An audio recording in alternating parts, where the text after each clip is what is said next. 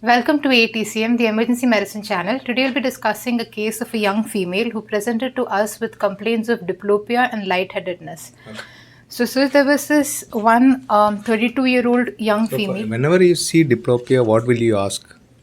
Binocular or Diplopia means Diplopia it is binocular. Uniocular diplopia occurs only if there is a trauma to the eye. Otherwise, it is not possible. What leading question you will ask? So you may be asking, I don't know. What leading question you will ask when there is a diplopia? Which side? If a patient is looking left side, then there are some muscles involved. If the patient is looking on the left side, some muscles are involved, like lateral rectus of left side or medial rectus of right side. Each cranial nerves, each muscles are supplied by different cranial nerves. So you have to ask a leading question: which side, or always she is having or not. Because diplopia, when you are looking straight, there will not be diplopia. When you are looking sideways, you can get diplopia. Very rarely in fourth cranial nerve palsy, you get diplopia without any movement of the eyes. Okay, whatever it is, you have to ask. So, this 32-year-old female presented to us with complaints of lightheadedness and diplopia that she was experiencing since about a week. Along with this, she had generalized tiredness, discomfort, and so when she was getting evaluated, every time she felt this discomfort and she visited a local hospital, she was consistently found to have low blood pressure. But in view of persistent symptoms, she presented to us. So in our initial 10-second assessment, patient was conscious, oriented, and obeying to our commands. So in our primary survey, airway appeared patent. There was no pooling of secretions or saliva, no anatomical deformity noted. And her C-spine was normal, no tenderness noted. Why you are looking at C5 here? So to check for any other neurological involvement, any deficits that even minimal weakness attributed to diplopia can refer to nervous system, just to check for any neurological deficits. That's okay. In a diplopia case, why you are examining cervical spine? Mass in cervical area, that will produce diplopia. That will not. That won't cover reduced diplopia. Or autonomic. Okay, not like see what you told is not very common. If there is a large tumor in the brainstem, that can produce, but you are telling cervical area, you are checking. But anyway, we have to check it. That is a different issue. But that cervical area lesion will not produce a diplopia. That's all. Which cranial nerve is going up to C5 and coming Cranial back? Vagus. Vagus goes down. And then Which cranial nerve extends up to the upper thoracic area? glossopharynx. Fifth cranial nerve. Trigeminal. Horner syndrome. That a sympathetic chain compression causes meiosis, anidosis. So if you read about anatomy of fifth cranial nerve, this one, you can see that it goes down and come back. Okay. So it is not our area, so we'll just leave it.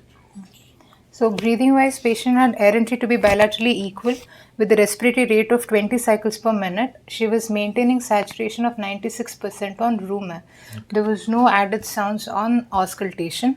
Circulation wise, she had a heart rate of 60 beats per minute with a blood pressure of 100/60, and all peripheral pulses were palpable. And disability wise, she had a full GCS score of E4, V5, so normally, M6. whenever the patient complaining about previous hypotension, you have to always examine the postural hypotension in this patient. Last class also we discussed. Some patients we have to examine the postural drop. Okay. So that gives an early diagnosis of postural hypotension, dysautonomia. Okay. Then pupils were 2.5 mm bilaterally and symmetrically reactive to light. Okay. And in this time we even checked the extraocular muscles, which in detail we will be discussing during the examination point in time. And then exposure, she was having a normal body temperature of 98.6 degree Fahrenheit with the blood sugar levels of 88 milligram per deciliter. With our adjuncts, even though she was not having any respiratory issues, but she was complaining of generalized weakness. So we took an ABG to check for any hypoxemia or any PCO2 buildup. because at this point in time we were suspecting a neurological issues in her, but that did not have any acid-base derangement, and PCO2 was found to be 43 point, no, pH was 7.36 with a PCO2 of 52.5. So it Okay. was slightly elevated also. So what type of acidosis it is? This is PCO2 is elevated, pH is towards respiratory acidotic side. acidosis. But it was actually a mixed sample, sir, Okay, because okay. PO2 was around 68. Okay. But since 96% saturation, it was a mixed sample. But even then pH is low. pH is towards the acidotic side. If you are not able to find out any other reason, somebody is having breathing difficulty, like symptoms of myasthenia, you have to think that. Again, you have to take a proper sampling, but pH is towards the lower side. And bicarbonate was 28.9 with a normal lactate of 0.7. So with this, we moved on to her sample history. Now she is known to have anxiety issues in the past, for which she has been on anti-anxiety pills like clonazepam. Okay. But she only takes it whenever her anxiety issues peaks. Otherwise, she's not on regular medications as such. And along with this, she also has psychogenic non-epileptic seizure episodes in the past. And hypovitaminosis D is one of her other comorbidities. Hypovitaminosis D is one of her other comorbidity. But for any of those, she's not on any regular medications. So it just so happened that since about a week, even though she's had multiple similar histories in the past which has been unaddressed, but in this episode she had giddiness and diplopia which started about a week. Symptoms were intermittent, on and off, more predominantly when she's exerting. Easy fatigability was there after repeated movements or activities. And along with diplopia, when she had this generalized weakness, she had recurrent episodes of hypotension also. So these were her presenting complaints. No fever history, no trauma history, no any drug intake as such. Why trauma history? What is the importance of trauma history? For the generalized weakness or autonomic dysfunction. Which symptom in this will produce by trauma? Weakness is not a diplopia. Diplopia is a symptom can be produced by head trauma. Okay. So no vomiting was seen, no altered sensorium, no episodes of seizures that were noted in this patient. So in our general physical examination, she was moderately built and nourished, and no pallor, icterus, sinuses or any of that sort was noted. And extraocular movements, she had decreased extraocular movements. Basically, response time was slow, delayed. Right, left, up, down, all these movements, gaze movements were low, and she had bilateral symmetrical ptosis. So she had that lag time. Whenever she would look up, we would ask her to look up. She had that slowed response, and on repeated eye movements, she would get fatigued. So the ptosis would be more predominant after excessive blinking. So we were thinking more on lines of myasthenia because one of... What are the differential diagnoses for such conditions? Somebody is having a progressive ptosis for 1 or 2 days. What are the differential diagnoses you'll suspect? One can be myasthenia, Lambert-Eaton, then any neuromuscular, botulinum. Which is very common in our country. Snake bite. It's snake bite. Neurotoxic. Cobra or Crate. And crate. So, there was no history of any animal bite also, sir. With this, we were looking more on lines of... What is the problem of crate bite? Local reaction won't be there and the patient will have profound. What is the difference between crate bite and other snake bites? Pain. Crate has got very small fangs. They are called as hypodermic fangs.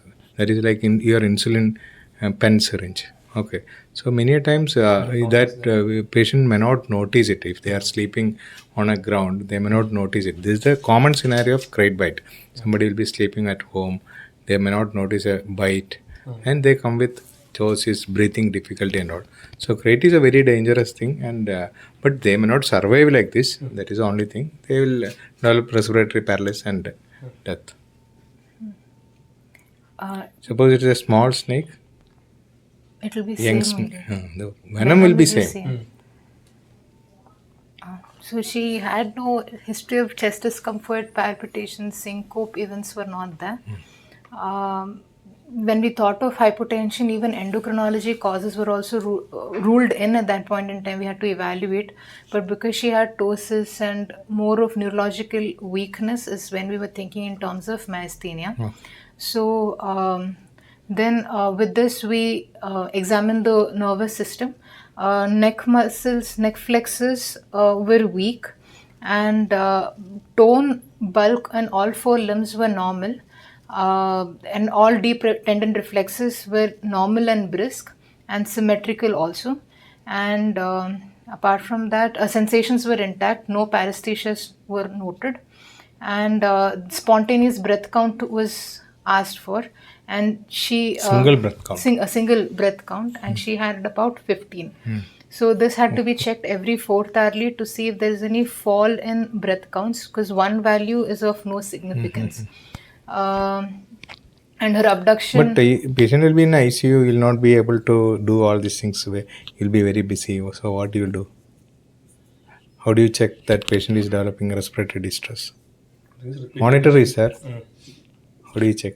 SpO2 leveled up. You see the respiratory rate that is there in the monitor. The respiratory rate increases, that indicates there is a problem with the respiration. That is one of the earliest sign of respiratory distress. Okay. So then paraplegia, all of that had to be ruled out, sir, because GBS also can present with that ascending paralysis. You are telling it started from eyes. Which GBS will present like that? Which GBS will present like that? Which variant of GBS? Miller-Fisher variant starts from top to bottom. Okay. So all Any other bite can present like this? Paralysis from top to bottom. Tick paralysis. Tick bite paralysis. Okay. So they are descending paralysis. Tick bite, botulism, Miller-Fisher variant, all are descending paralysis. They are the differential diagnosis for myasthenia. But myasthenia, morning patient will be normal. By evening, patient will become weak or they have that fatigue. Okay. Whereas in other condition, that fatigue will not improve. So then her abduction time, everything was delayed. Like it was 15 to 20 seconds was her abduction time. So this was our clinical finding. And then other systemic examinations were unyielding. It was normal. So with this, we had DDs like Miller-Fisher, myasthenia. How do you check the autonomic dysfunction in this patient? We monitor the patient, check for any rapid vital signs alterations like cardiovascular compromise. One is postural hypotension you can see. Sweating. Other one is respiratory variation of the heart rate. That also you can see. And the complication will be tachycardia, bradycardia, hypertension, all these things. Sweating. Some area will be sweating, upper part will be sweating. All the signs of autonomic dysfunction. So with the benefit of doubt, we did a bedside test. There are two bedside tests that we can use for the diagnosis of myasthenia. One is an ice pack test and the other one is a pharmacological test, which again in some centers they do it as edrophonium test or a neostigmine test. So ice pack test is wherein we put cubes of ice in a surgical glove. Before we attempt, we first see the baseline ptosis, and then we place a surgical glove filled with ice cubes over the eyelid. And then after keeping for about 2 minutes, when we take the surgical glove out, patient will have improvement in the ptosis. So this is again an ice pack test, and the other is a pharmacological. Will other muscles improve with ice, or only eyes will improve? It is more only eyes will improve. Eye weakness will improve. Other muscles will not improve in cold weather. So then the other pharmacological test is neostigmine and a adrophonium or a tensilon test we call it. Okay. Neostigmine is different, adrophonium is Adrophonium different. is different. So two different kinds. So depending upon the physician's judgment and the availability Okay. in the institution, So we what go is the with. advantage of adrophonium? Um, Adrophonium is a short-acting drug. Neostigmine takes some time. Because even if you give, bradycardia can persist. So there is a main difference, but we have neostigmine. Neostigmine. So we attempted a neostigmine test.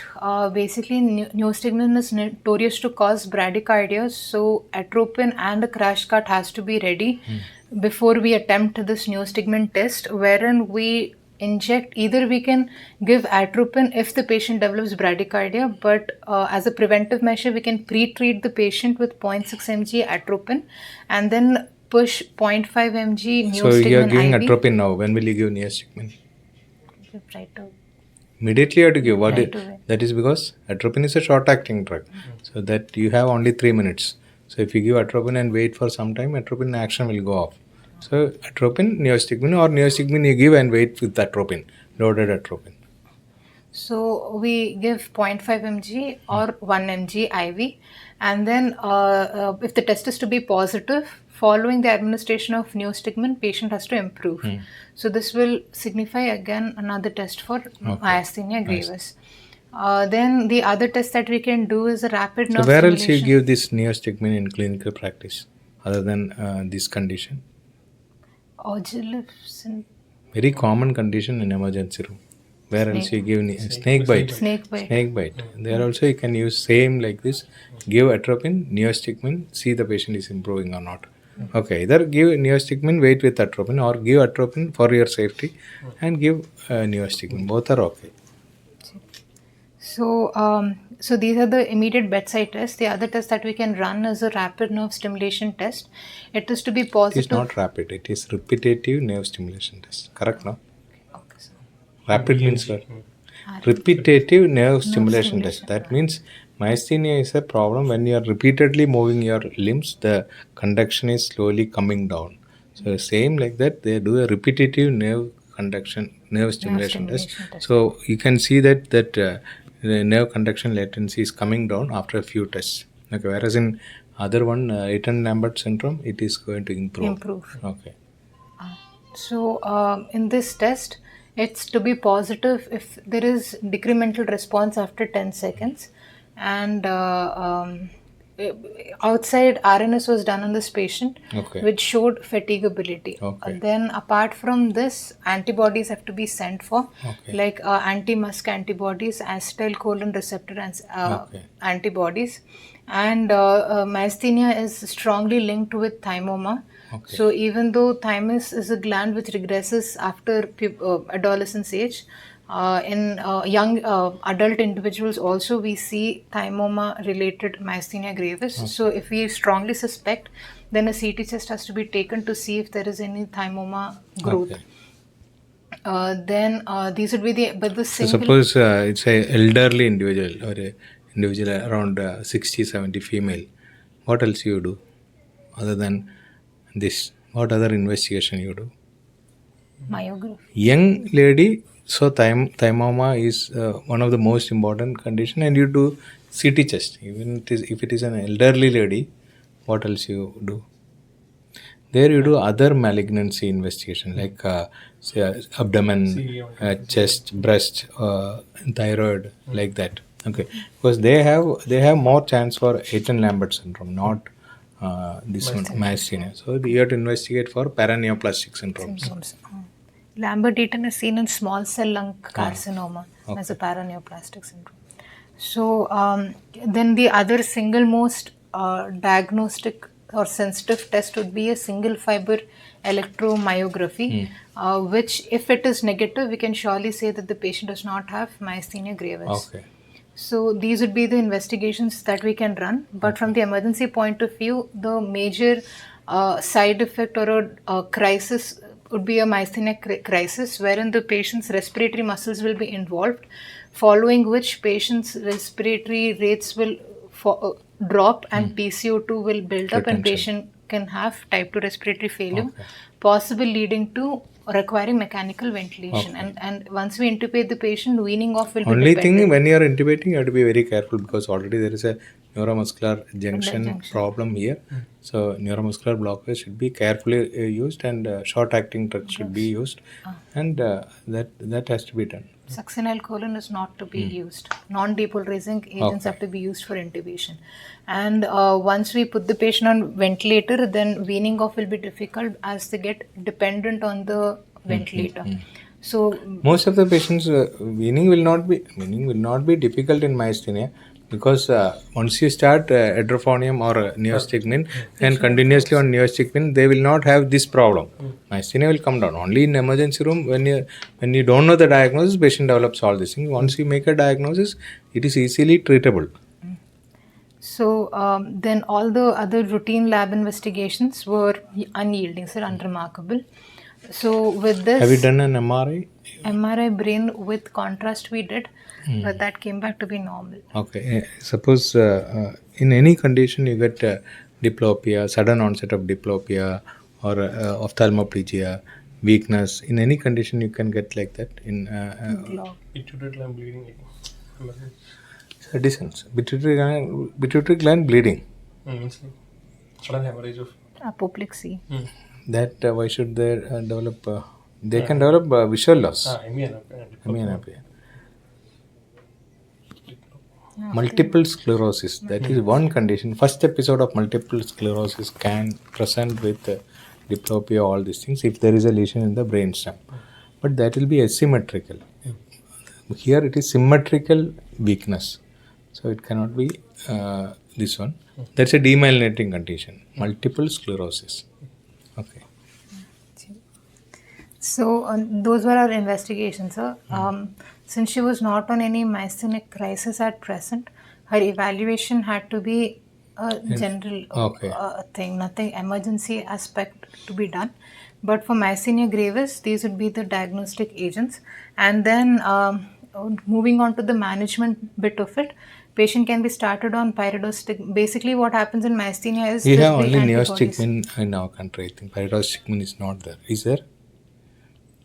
in our hospital mainly neostigmine. Neostigmine. We use neostigmine. I don't think pyridostigmine tablets are available, but that only neurologist can tell.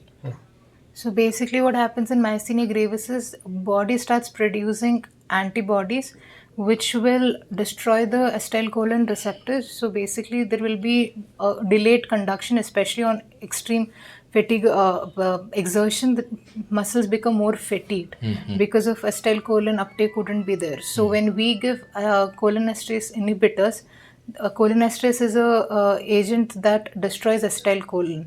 So we inhibit cholinesterase so that acetylcholine will be available more, and that's how we tackle myasthenia gravis. Okay. So cholinesterase inhibitors are like pyridostigmine, neostigmine, but in our hospital we use neostigmine.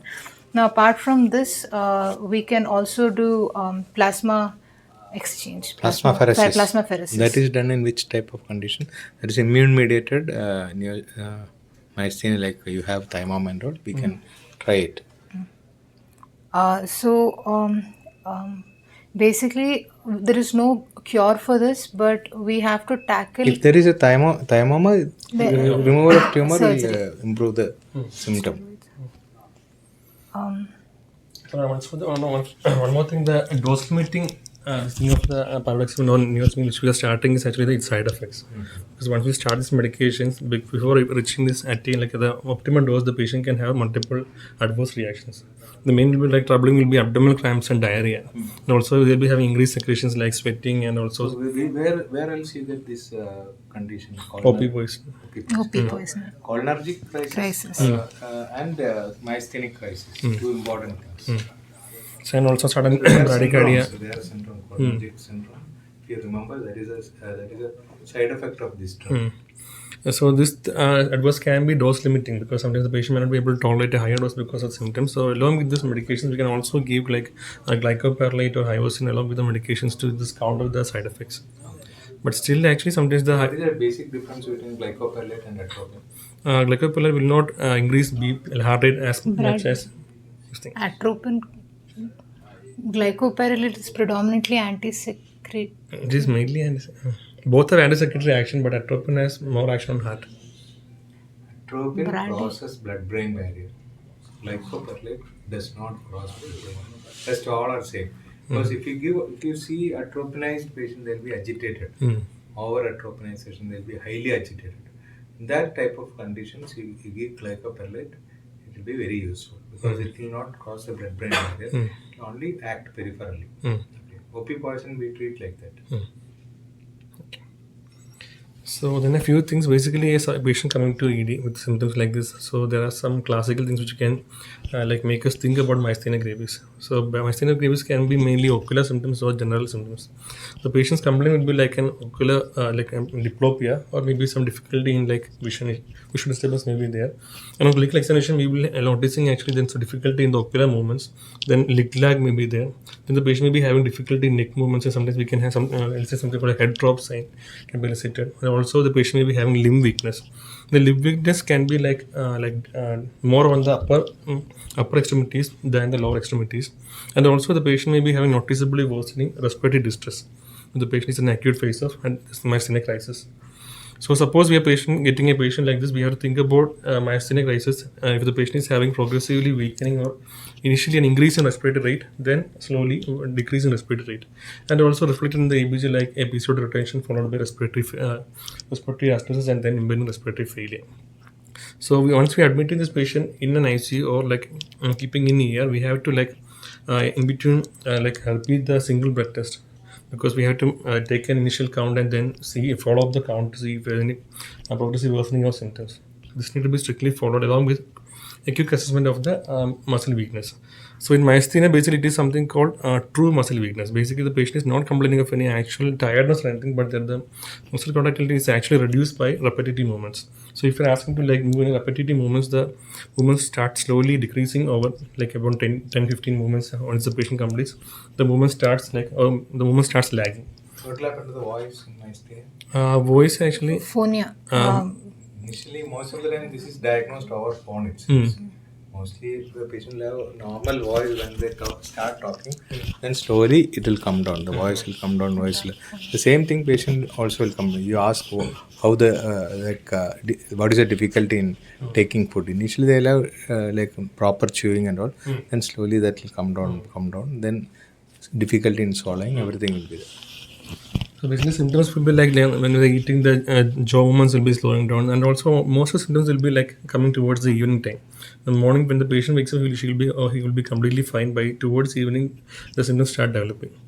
And also, then after what things we discussed, there are some medications which can actually exacerbate this myasthenia, or some medication which we should avoid during this treating myasthenia. The notorious ones are fluoroquinolones, which we usually give for UTI and all that. So, ciprofloxacin and levofloxacin are notorious for like exacerbating myasthenia in some patients. And also, whenever possible, we have to like avoid aminoglycosides also, which can again, if possible, absolutely avoid in case of myasthenia gravis. And also, suppose we are planning this patient for RSI or intubation, preferably go for a non-depolarizing agent, and also opt for lesser doses than a normal patient, because they may not be requiring that much of dose compared to a regular patient. And but suppose we are giving a local anesthesia like lidocaine and all that, usually clinical trials have proven it is not like causing any that much of adverse effects, causing any muscle weakness or anything as we are expecting. So local anesthesia like using lidocaine, everything can be given just like any normal patient. But coming to any central or systemic medications like drugs like rocaronam and all, we have to like reduce the dosage while giving. Then the rest most we discussed. In myasthenia gravis, mostly affects the eye muscles. So that's how sometimes it can only affect There are some the classification, Osserman classification. Ocular myasthenia is basically only where the extraocular muscles are involved, and it's a good possibility. In ocular myasthenia, only eyes will be involved, and the rest of the muscles will be normal. Or you can have bulbar myasthenia, wherein you will have dysphagia, dysphonia, all those symptoms patients can present with. So basically, the presentation is very wide. Okay. So, So this patient has presented with diplopia, progressive muscle weakness and ptosis and difficulty in swallowing. So that we have to suspect myasthenia. We can try neostigmine to see whether it is myasthenia or not. Transient improvement after injection will make you proper diagnosis. Okay, thank you. Thank you, sir.